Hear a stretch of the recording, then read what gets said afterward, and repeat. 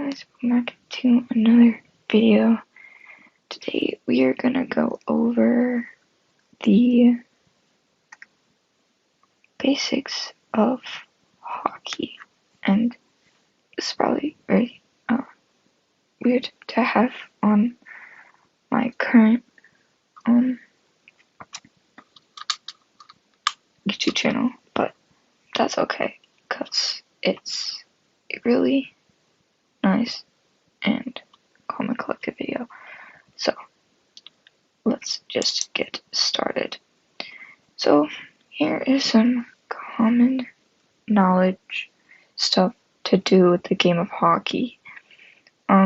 This stuff will just get you to really understand what is going on in the game if you are watching a game, or if you know somebody that is watching a game. So here is some sorry, my mouse is not on it. There we go.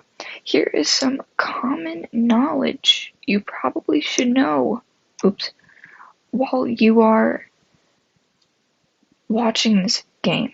So if you watch a pro game, if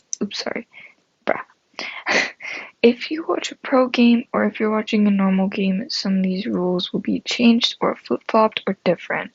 So I'm going to tell you both sides of it, especially if you're watching a pros game and you really want to know what's going on. So there's 3 periods in youth and in pros. NHL will also have 3 periods, college will have 3 periods, and every single youth association will probably have 3 periods. I don't think I've ever seen one youth association that doesn't have 3 periods. So yeah, every game of every hockey existence will have 3 periods, and if it doesn't, it's probably not a good thing. In the pros, I know they have 4 refs because I watched a lot of NHL and my favorite team and stuff like that. So I know there's 4 refs on the ice at all times, 2 linesmen and 2 normal referees. I can go in more detail on that later, but that is that. But usually in my youth games, there's 2 referees that are just normal referees that do horrible calls and make horrible judgments. So yeah, there's 5 skaters and 2 goalies, and a game length for the pros is 20 minutes long. My youth games are usually 12 minutes long. I don't know if this works for all youth games, but I'm just saying mine are usually 12 minutes long. The penalties, we have a bunch of different kinds of penalties here. We have a minor penalty, which is 2 minutes. This goes for the pros. A minor penalty in youth is usually 1 minute and 30 seconds. A double minor penalty in pros is 4 minutes, and if you actually do 1 minute 30 plus 1 minute 30, you would get 3 minutes, so it would be 3 minutes for a double minor penalty. And then a major penalty for both youth and pros is 5 minutes. And I can go in more detail about the difference between a minor penalty, a double penalty, and a major penalty, but this is just a little foreshadowing on what kind of penalties do what and how long each penalty takes. There are a total of 6 positions in hockey. Some are easier than others, and you will probably know or find out why if you play hockey or if you want to play hockey. So there are forwards, also known as wingers and centers. There is a right wing, a center, and a left wing. The center will obviously be in the center of the ice. The left wing will obviously be on the left shoulder of the goalie, and the right wing will be on the right shoulder of the goalie. And then we have right defense and left defense. Works the same way as right wing and left wing, except they are defense. They are usually the person who will chase after the puck if it goes out into their zone. And then we have the goalie, which is basically the last line of defense and the one only person you'll probably be hugging at the end of your game because of the amount of saves they have done during the game to keep you guys in the game. So yeah, this is how they all get lined up. You can obviously see that they're switched on each side because, like I said, the left wing is on the left side of the goalie and the right wing is on the right side of the goalie. And then same goes for the left and right defense. So yeah, that's how that works. Here are some minor penalties. These are the most common minor penalties. These are not all of them, but here are most of them. And I'm going to explain each and every single one of them on a different slide. But yes, these are minor penalties. These will usually take 2 minutes for pros or 1 minute and 30 seconds for youth. So, offside, icing, hooking, tripping, too many men, slashing, interference, unsportsmanlike, high sticking, holding, and of course, holding the stick. These are the most common in pros. Not all of these are really common in youth. Usually, most of this side is very common in youth and unsportsmanlike. I've seen a couple years of me playing hockey. I've seen this been called before, so it can be common in youth as well.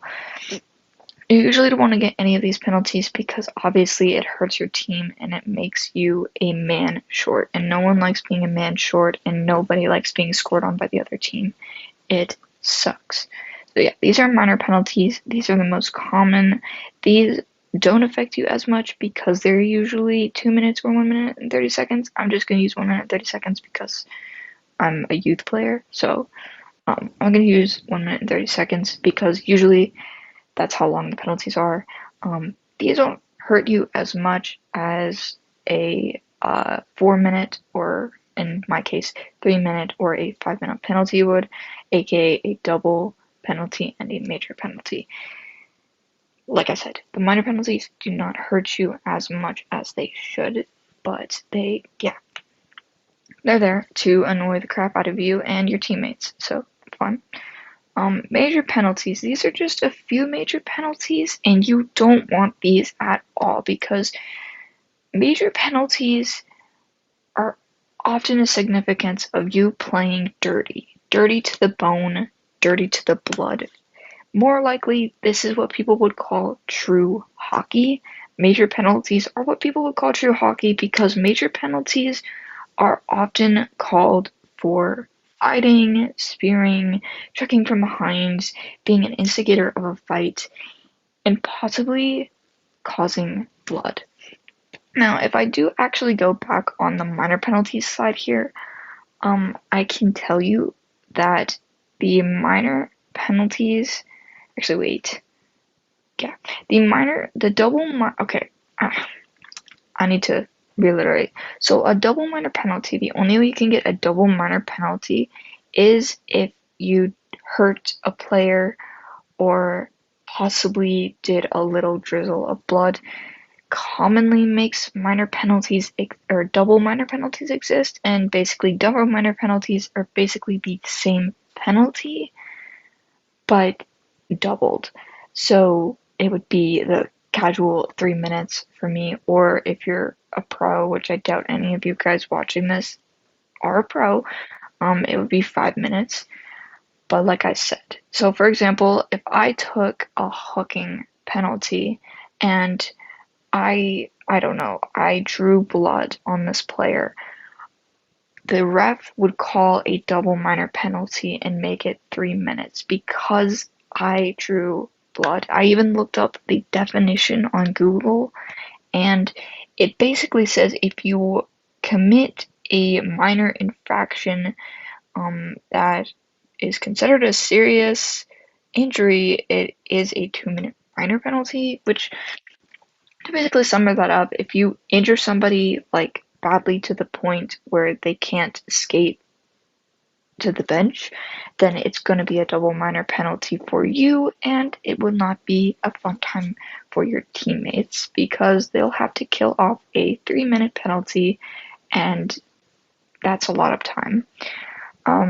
The major penalties only happen if you draw blood or if you basically if you draw blood or if you're trying to hurt somebody on purpose. Major penalties can also happen if you did it on accident, but most of the major penalties usually are asking for a fight, literally asking for a fight, or being an instigator of a fight, or just playing nasty and being mean to everyone around you. You don't want to be this person because 9 times out of 10, nobody's going to like you and you're going to be chirped at to the point where your mental stability probably cannot handle it. So I don't recommend doing major penalties because these will take up most of the game and cost you a bunch. Another thing with double minor penalties is if the opposite team scores a power play goal, they still have another power play because it is 2 penalties in one. So there is a chance they could score 2 goals off of you if you have a double minor penalty. Also, a quick little thing here. Offside and icing aren't really penalties. They're just like precautions, I guess. They exist for reasons I honestly don't know, but I know what they are and I know what they do and I know how I can explain this all to you and how it all works. But yeah, the offside and icing are also very annoying because they have to start all over again and it's really not fun. So yeah. Now I'm going to. Hey guys, it's Future Me. I just wanted to tell you guys about the blur that's in the top left corner and the fire emoji that's coming up. I'm using my school computer, so I can't show you some of the stuff that's on it. So that's why it's blurred for privacy reasons, and that's why there's also a fire emoji there as well, because for some reason the editor wasn't letting me blur the whole entire thing. So yeah. Teach you guys on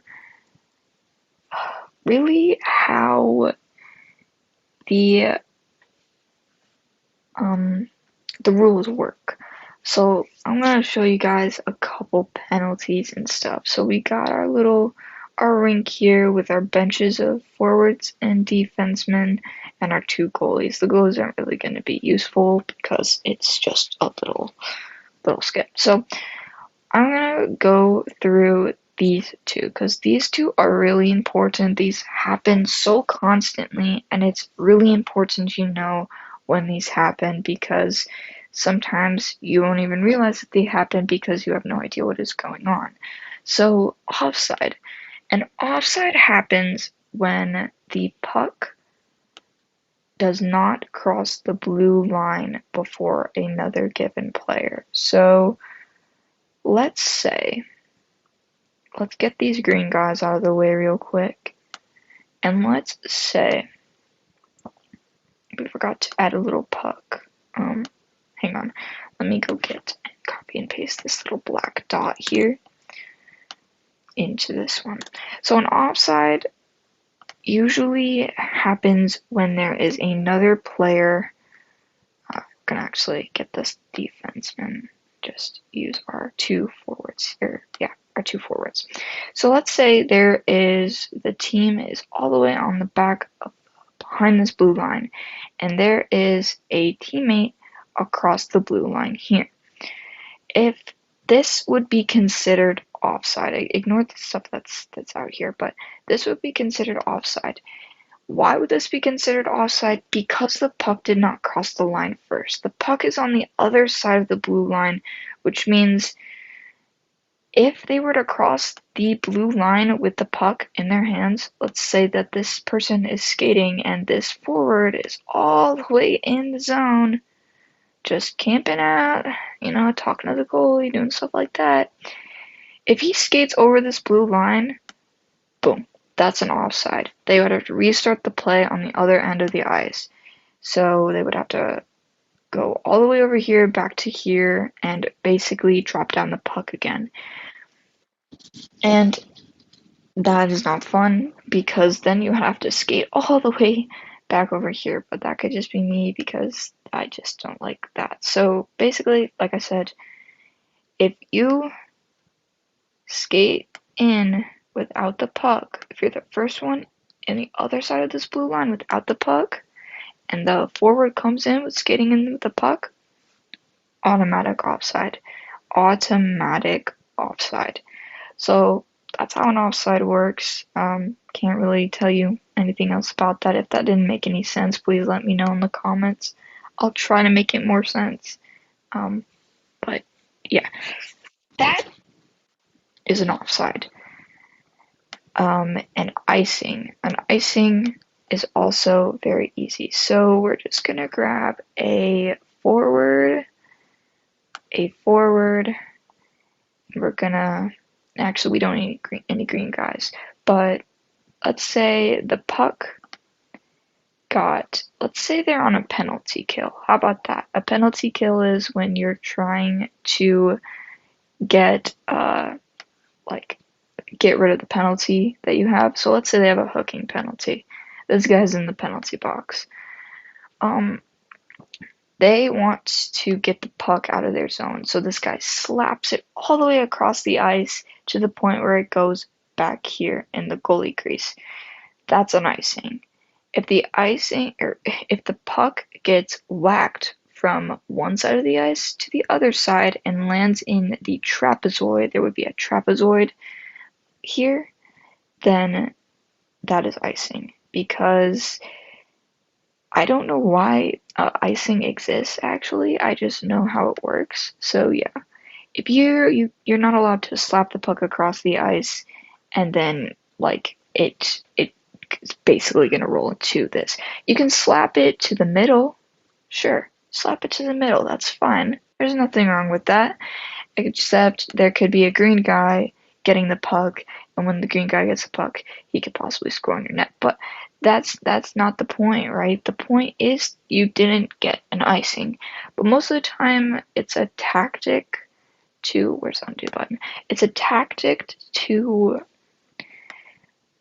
kill off the penalty. So usually you want an icing if you're killing off the penalty. But if you're not killing off the penalty, you're just doing that to waste time and energy, then I probably wouldn't recommend doing it.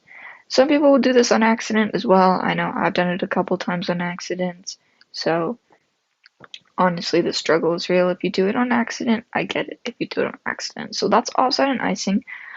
Hooking, I can't really explain this to you with my men here, but basically, hooking, I will actually put a little picture. My future self will put a picture up here about what hooking would look like in here. Tripping is pretty obvious. Basically, you trip the player with your stick, with your skate, with your body. Really, you just tripped them. Too many men. Too many men I have done multiple times in my whole entire youth career, and I can tell you it's frustrating. I hate getting this penalty because really that's the only time I'm in the box other than a tripping penalty a couple times here and there. But so yeah, too many men. So let's say the face-off is right here on this side of the ice, and everyone's lining up. So we got our center here. We got our left winger, our right winger,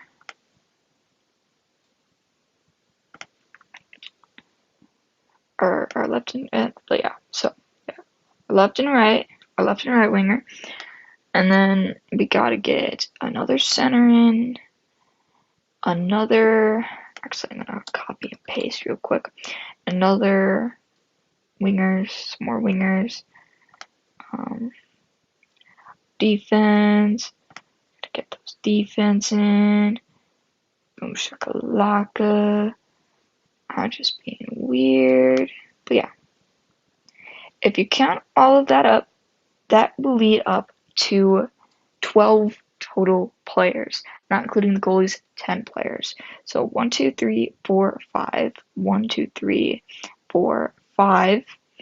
We got five skaters, 2 goalies, 12 people, not including the refs. But what happens if you are an idiot like me and you skate onto the ice and you try to line up but realize you can't because, well, there's not enough room for you. So they gotta put you in the penalty box. That is a too many men penalty. And the reason why this person was the one that went in the box and not somebody else from over here is because this person was the last one to put their skates on the ice, the last one to skate over there, the last one to be present in that moment. So they're going to be the one sitting in the penalty box for 1 minute and 30 seconds as your teammates are now shorthanded, got to put somebody back on the bench, and it is now a 5-on-4, and you are probably crying in the penalty box because you were not paying attention. So, yeah, that is basically what a too many men is. Slashing, I will also put a picture here. If I can't find a picture, I'm sorry. Interference, pretty straightforward. Basically, if the person does not have the puck, there's no point on smashing them into the boards, no point on whacking them in the face. That's a penalty if you do that, but there's no point on interfering with their lives. They could be skating around, having the perfect time, the perfect moment to themselves, and you mess it up because of that. The ref is putting you in the box for interference because you shouldn't have done that. Unsportsmanlike, pretty obvious. Just don't do it. It's not fun. High sticking, also pretty straightforward. Holding, you would be holding them on the glass for too long, and too long would be probably more than 5 seconds. I don't know, because I've never experienced or seen a holding penalty in real life other than NHL, and I think it's just like 5 or more seconds holding them onto the glass or holding something. Holding the stick also references this. If you hold their stick, period, that's a penalty. So, yes. Major penalties, like I said, checking from behind. Basically, if you grab your stick and check them from behind, push them in front of you, nah, bad kid. Why did you do that? Fighting penalty, pretty straightforward. Spearing, I can't really explain to you what spearing is, but it's a major penalty, so don't do it. But if you see it, it's commonly like they're shooting their stick like a sword. They're using it as a bayonet or something, or using it as an old-fashioned 1700s sword. Yeah, that's what spearing is. Being a fight instigator, pretty self-explanatory. Just don't chirp. Do not chirp. Please do not chirp. If you chirp, I'm hunting you down. But yeah, that is basically everything you need to know for the basics of hockey. There is some more in-depth videos out there, but this one is just to show you how it works. Show you how, if you're watching an NHL game or watching your cousin play, you'll kind of know a little bit more of what's going on instead of saying, why is this person in the box? And how did they get in there? And what's a tripping penalty? And why is that there? Anyways, thank you guys for watching. Hope you guys have an awesome day and make a choice.